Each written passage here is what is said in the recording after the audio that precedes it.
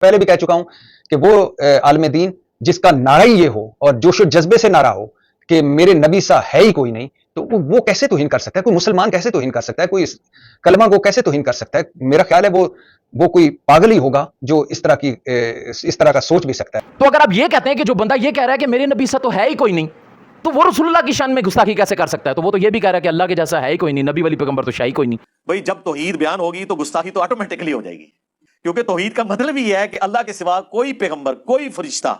کوئی بزرگ، کوئی بابا، شاہی کوئی نہیں۔ لوگوں کو صرف یہ مت بتاؤ کہ اس نے یہ کہا ہے کہ میرے نبی سا تو ہے ہی کوئی نہیں، تو لوگوں کو یہ بتاؤ کہ اس نے یہ بکواس بھی کی ہوئی ہے کہ اللہ کے جیسا ہے ہی کوئی نہیں، نبی ولی پیغمبر تو شاہی کوئی نہیں۔ اس نے سارے انبیاء کا ذکر کیا، ان انبیاء میں رسول اللہ کی ذات بھی آتی ہے معاذ اللہ۔ اور اس انداز پر توحید بیان کرنے کو مرزا اپنے بقول کہتا ہے کہ یہ شیطانی توحید بیان کرنے کا طریقہ ہے کہ آپ اس انداز میں توحید بیان کریں کہ آپ اللہ کی توحید بیان کرتے کرتے رسول اللہ علیہ وسلم یا انبیاء کرام کی شان میں گستاخی کر دیں، اور جھوٹ بولتے ہو اپنی طرف سے یہ بات کر کے کہ جی انجینئر صاحب کل کو پھر آپ یہ بھی کہیں گے کہ اللہ کے جیسا ہے ہی کوئی نہیں، تو نبی تے شاہی کوئی نہیں، اور جھوٹو تم پہ اللہ کی لعنت ہو، شرم بھی نہیں آتی تم لوگوں کو؟ کل کو شیطانی توحید بیان کرے گا، تجھے الہام ہو گیا کہ میں شیطانی توحید بیان کروں گا؟ جیسے اللہ تبارک و تعالیٰ کے مقابلے میں انبیاء کرام کے لیے یہ لفظ استعمال کرنا ہو کہ نبی ولی پیغمبر تو شاہی کوئی نہیں، مرزا کے بقول یہ شیطانی توحید ہے، تو پھر رسول اللہ علیہ السلام کے مقابلے میں بھی اولیاء کرام کی گستاخیاں کرنا یہ بھی رسول اللہ کی شان بیان کرنا نہیں ہے، یہ بھی شیطانی نظریہ ہے، یہ بھی شیطانی عقیدہ ہے۔